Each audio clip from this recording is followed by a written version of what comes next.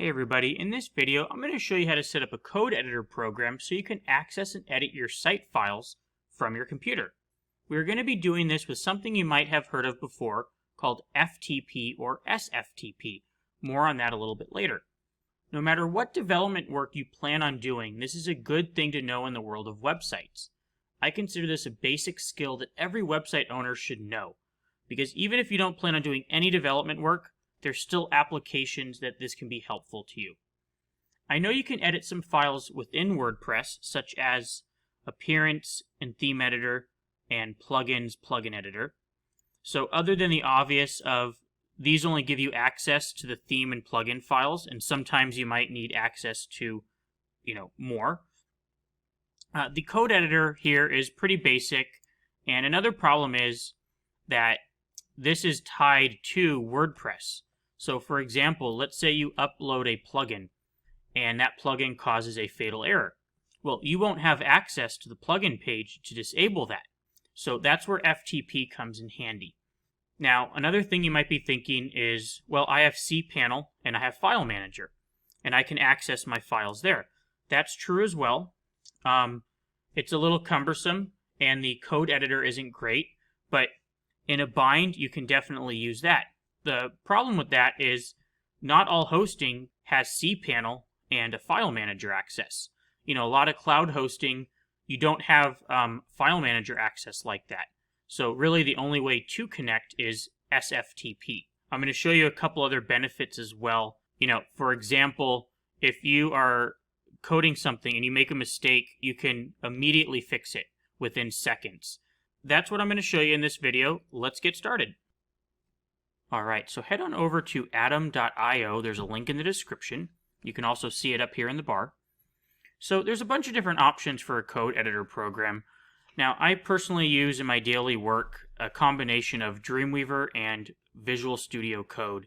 Now, Dreamweaver you need a paid Adobe subscription for, and not everybody might be able to do that or want to do that. And Visual Studio Code, I think, is a little bit more complicated and has a bigger learning curve. So I really wanted something that was powerful, simple, available on both operating systems, and also had a big community behind it. So that's kind of how I settled on Atom.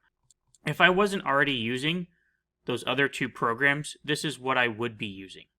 This is also the program I'm going to be using on future tutorials, if that matters to you at all. And this is really just the perfect option, especially if you're really only going to be connecting it to like one server. This is actually created by GitHub, so it's very popular and very well supported. Now, this is available for both Windows and Mac. The website detects what device you're on, so if you're visiting this on a Mac, it'll say Mac right here. So go ahead and just download it from this button here. And I'm not going to actually walk you through the install, because all you're going to do is just download the install file and then just double click it like you would any other program, and that's going to automatically trigger the install. There's really nothing to walk you through here. It doesn't even ask you any questions. It just installs it and that's it. So I will see you when it's done installing and the program is opened. Alright, so Atom is done installing. It automatically opens and you should see something pretty much exactly like this. Now the first thing I'm going to do is you'll see this little pop-up up here. I'm just going to go ahead and click yes to that. And I'm actually going to go ahead and close this little welcome guide up here. And I'm going to close this little welcome tab here. And before I do that, I'm also going to actually uncheck the show welcome guide when opening. You can keep that on if you want. That's just personal preference. And I'm going to choose do not send my usage data. Perfect. Now we're getting to the fun stuff. So I'm going to go ahead and create a project. A project is essentially just a folder locally on your computer that stores some settings. Also, when you access a file on your server, it will download that file locally to your project folder, which is kind of cool. So I'm just going to click Add Folders, the blue button here on the left. You're going to want to just specify a project folder. So go ahead and create a folder anywhere you want on your computer. Name it anything you want. I'm just going to call it, let's say, Code It Sandbox. You can call it anything you want. Name it after your website, whatever. and then I'm going to click Select Folder, and we can see in the left-hand side we now have our project folder. Awesome. Now let's get it connected to our server. So I'm going to go to File, and then I'm going to go to Settings. I'm going to go to Install, and you'll see Install Packages. And then in the search bar where it says Search Packages, I'm going to go ahead and search for FTP. Now, it might be a little bit different on yours, but in my case, it's the third option. It's called Remote FTP by Ice-T. I'm going to go ahead and click Install. It's the one that has over 1 million downloads. Great. Now that that's installed, I'm going to close the Settings tab up here. You can see there's a little X. Now I'm going to go to the top menu here, Packages, and I'm going to go to Remote FTP, and I'm going to click Toggle. What that does is that opens up a remote tab right here next to Project. Makes it a little bit easier. Alright, before continuing, we're going to go over FTP and also how to find your login credentials that you're going to need for the next step of connecting to your server. FTP stands for File Transfer Protocol, and simply put, it's a communication protocol for transferring files between a server and a computer and vice versa. SFTP stands for SSH, File Transfer Protocol, or commonly known as Secure File Transfer Protocol. They're both the same, with the obvious difference of SFTP being the secure option. So your file transfers and communications between your computer and the server are encrypted. You always want to use SFTP. Now, how do you find your login credentials? So I can't give you an exact answer to this because it's going to be different for everybody and every host. What I am going to do is give you some tips and try to get you in the right direction of how to find it. I'm just going to tab over to my browser, and what I suggest you do is just Google who your host is, followed by SFTP, and 99% of the time that's going to get you the article that you need. So for example, let's say your host is Cloudways.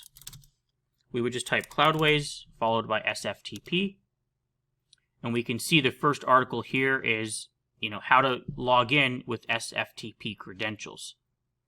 So if we scroll down, we should see something about master and application credentials.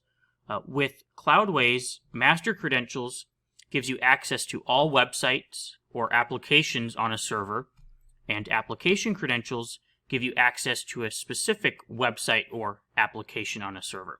You can choose which one you want, and then it'll show you where to get the credentials from. We can see in this screenshot here, under Access Details is where you can get what you need. Another example, SiteGround is popular, so you could just Google SiteGround, followed by SFTP. And the first article here also shows you kind of what you need to do to get it. The SFTP server, also called the host name, it's just saying, it's where your server is, your username, your password, all that information there. One other example, let's say Kinsta. I see a lot of people use that, so SFTP. And we can see the first article, right after the ad, of course, is how to use SFTP. And then somewhere around here, right here actually towards the top, it's showing you where you can get it. Your host, username, password, port, and path.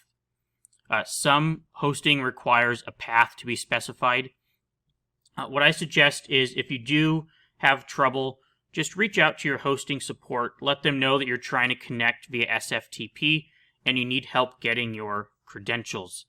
You shouldn't have a problem though. Most hosts make it very easy and you should be able to get them within, a few minutes of logging in. Once you have it, let's go back to Atom. Now that we're back in Atom, we're going to go to the top menu, Packages. We're going to go to Remote FTP, and then we're going to click Create SFTP Config File. Now you're going to see a lot of stuff here. Don't panic. Most of this you can safely ignore.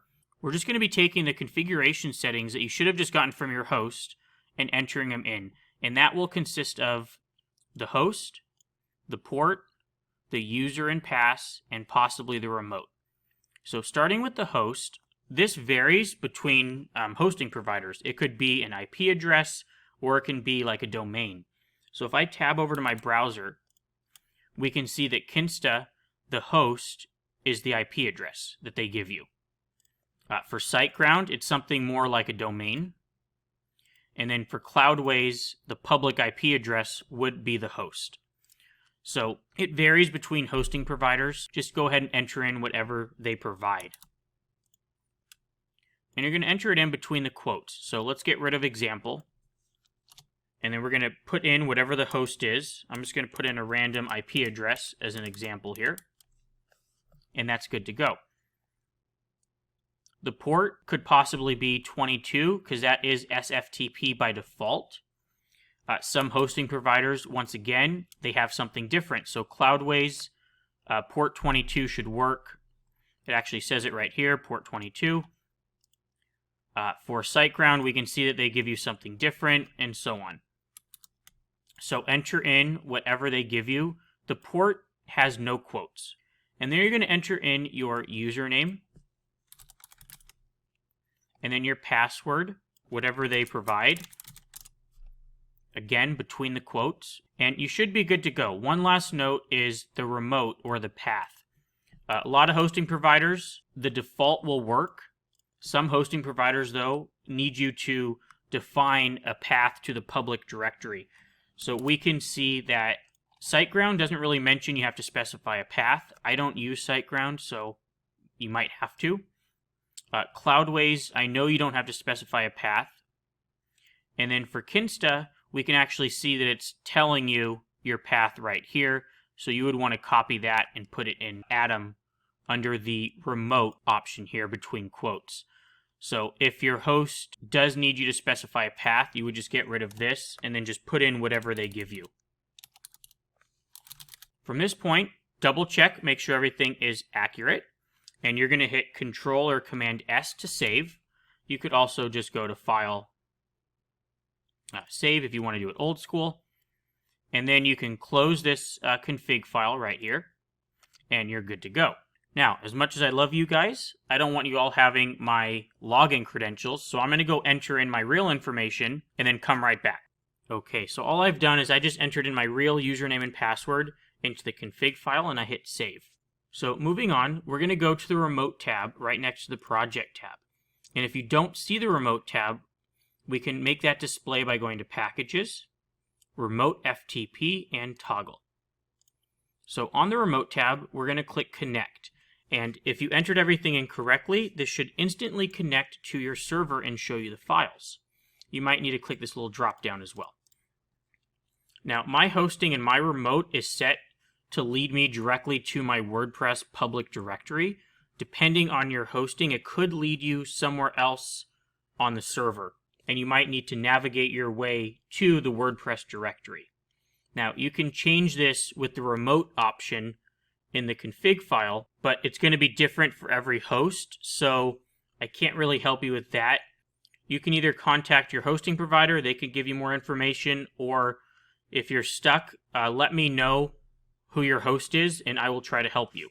So a quick warning before we continue. When you're on the remote tab, you are accessing your website files, your live website. So make sure not to accidentally delete anything, and as always, have a backup just in case. So I'm going to navigate to my WP content folder, and I'm going to go to themes, and then I'm going to go to my child theme folder, and I'm going to go to my functions.php file. So we can see here, I can now access and edit my website files directly with this awesome code editor. This brings up a little bonus tip I have for you. You can see that there's this line here kind of going down the middle. I personally don't like this. It kind of drives me crazy. So I'm going to get rid of it. I go to File, Settings, and then we go to Packages, the installed packages, and then in the search box here, I'm going to go ahead and type in wrap. So there's this package that comes installed called the wrap guide, and I'm going to go ahead and just click disable on that. And then if I close the settings, we can see that that line is now gone. From here, I'm going to give you a couple tips and examples before wrapping the video up. Now, you don't have to follow along with these, and on some of these you probably don't want to follow along. I'm just giving you an example. First thing I want to show you is just how easy it is to edit your website with this code editor. So I'm going to tab over to my site, and I'm going to go to Appearance Themes, and we can see I have the Elementor child theme here. And the details, it says Hello Elementor Child, by Elementor team, everything here, the description, etc. So I'm going to tab back to Atom. I'm going to go into my child theme folder, and I'm going to double click the style.css sheet that's in there to open it. And we can see all that information that I just showed you is coming from here. So I'm going to change the theme name to, let's just say custom name. And then I'm going to change the author to, let's just say Jordan. And we'll change the version just for fun to, 2.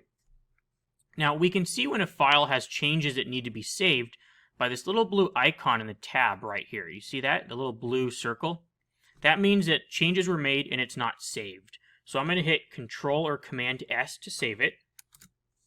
Now if I tab back over to my website and hit refresh, we'll see that the changes I just made are already there. That simple. By the way, I have a video on my channel specifically covering how to customize the Elementor Hello Child theme. So I'm going to go ahead and close the style.css sheet. The next thing I want to show you is just how easy it is to fix a mistake should you happen to make one. Now I'm just going to put in a phony function in here real fast that doesn't actually do anything. We'll call it test CB. Now, if I go ahead and hit save and come back to my website, we'll see that nothing happens because that's just an empty function. So if I come back here to Atom, now what I'm going to do is I'm going to intentionally cause a fatal error. So I'm just going to copy this function I did, and I'm going to go ahead and paste it here. Now, this is going to cause a fatal error because function names need to be unique, and I'm using the same function name here, test_CB, twice. So I'm going to hit save, and then I'm going to come back to my website and hit refresh, and we'll see the fatal error, cannot redeclare. Now, don't panic, because you can fix this in a second. So I'm just going to tab back to Atom. I'm going to hit Control or Command Z once or twice just to undo what I did. Hit Control or Command S just to save. And then if I come back to my website and refresh, it's like it never happened. Now, I don't necessarily suggest you do a lot of editing and development work on your live website, but this could happen if you're just simply pasting a code snippet in that that works, and it's really easy to undo a mistake should you happen to make one. So I'm just going to go ahead and get rid of this fake function and resave. We're good to go. The last thing I want to show you is how to fix a potential plugin problem. So I'm going to temporarily close Atom. Now, let's say you upload a plugin to the back end of WordPress, and when you activate it, it gives you a fatal error. It doesn't happen always, but it's definitely possible. Now, you don't need to panic. All you have to do is open up Atom, make your way to the Remote tab, and then click Connect. Remember, you don't have to enter in your credentials every time. You just had to do it the one time. It actually saves it to the config file. So make your way over to the plugin folder, find the plugin that you installed that caused the error, and if you right-click it and go to rename, just go ahead and add like a hyphen or something at the end to rename the folder. This will force disable the plugin, allowing you to log back into your WordPress admin and delete it normally. So this is something that can kind of come in handy sometimes. I see this in a lot of WordPress groups where they have a problem with the plugin, and everybody says, access it via FTP and rename the folder. That's what we're doing here. So just some closing thoughts and kind of warnings before I wrap this video up. You made it this far, so don't go just yet. I got some important stuff for you here. The first is keep in mind that this is your live website. So I do not recommend doing a bunch of editing and messing around and testing on your live website. If you do want to do that, go ahead and connect to a staging or development server or site. That way you can safely mess around without having to worry about messing up your production site. If there's enough interest, I will make a separate video on how to set up a local staging environment so you can mess around and do some experimenting without having to worry. The second thing I want to mention is always have backups. Backups, backups, backups. Don't do anything without a backup. A lot of people, they use a backup plugin, which is perfectly fine, and you should be using a backup plugin. However, that should not be your only backup. You should also have a server level backup, which is an entire backup of your server. Most WordPress backup plugins are only backing up the WordPress file and database. A server level backup will make a backup of your entire server. So you should have both, and they both have different purposes. Check with your host. They should be providing automatic server level backups, but you might need to enable them or you might need to pay for them. Also want to give you the warning of don't get into a habit of just adding any little random code snippet to your functions.php that you find on the internet. Try to understand and look at it and make sure you know what it's going to do first, because just because it doesn't cause an error doesn't mean it's not hurting something that you don't see. So if you're not sure of what something does, ask before using it. And then I just want to cover a few things that some people might be thinking. So the first one is FileZilla. I'm sure you probably have heard of that or seen of that. That is an FTP program, and it's very good. It is different than what we did here, though. So what that is that is strictly a file transfer program. You can't edit anything in it. What we're doing here is kind of both. You can transfer files and also edit them. Now, if you're going to be transferring a lot of files, you definitely want to use something like FileZilla. And then the last thing is, some of you might be thinking that there are plugins to add code snippets. Now, what I'm showing you here, you can do a lot more than just code snippets, but also I am not a fan of those plugins. There's a popular one called Code Snippets. I completely respect the developers of that, and I really don't have anything bad to say. The plugin itself is fine. It's just not the kind of plugin that I am a user of. I only like to use plugins that I absolutely have to use. As I just briefly showed you, I can add code snippets to my child theme functions.php pretty easily. See, every plugin that you install leaves its mark in some way, whether it's adding database tables or things like that. Granted, I'll be honest, most of the time it's completely negligible and makes zero visible difference, but it's still happening. Also, every single plugin that you install is a potential security threat. The plugin Code Snippets actually had a vulnerability in it last year. There was an article on it from Wordpress. Now, I'm not saying that in a bad way. Every single plugin out there, especially the bigger, more popular ones. Matter of fact, the more popular the plugin is, the more they get targeted. So every single plugin out there has had some vulnerability or multiple vulnerabilities. And if it hasn't had a vulnerability, it probably will at some point. That's actually the point I'm trying to make, is every single plugin out there has had or will have a vulnerability. So every plugin that you install is just increasing your chance of getting a vulnerability. And it's just something else that you have to worry about. So some of these functions that we're adding and some of these snippets that we're adding are critical to our site. And I really don't like adding those to a third-party plugin just because we all know how it goes. Every time we update, we always worry what's going to break, right? We do testing on staging, and I really don't want to have to worry about something breaking and messing up my code snippets. I like the fact that they're just hard-coded into my child theme, and really nothing is going to mess with them or touch them. And just extending that a little bit, every single plugin that you install, it's just another plugin that you have to worry about updating, because if you don't update it, it could have a vulnerability. And that is why I don't like using plugins that I don't absolutely have to use, or what I call them as avoidable plugins. So I think that's about it for this video. The stuff that you learned here is going to come in real handy in future videos that are really going to be utilizing more of a code editor. I have some awesome stuff planned for you guys. I'm going to be showing you things like how to add header and footer scripts without a plugin, such as Google Analytics and Facebook Pixel. I'm going to show you how to do a custom post type and custom fields completely free. So that's going to be awesome. And then I'm also working on some CSS basic courses, and I'm also going to go over some basics of PHP. So a lot of great stuff planned, and I'll see you in the next video.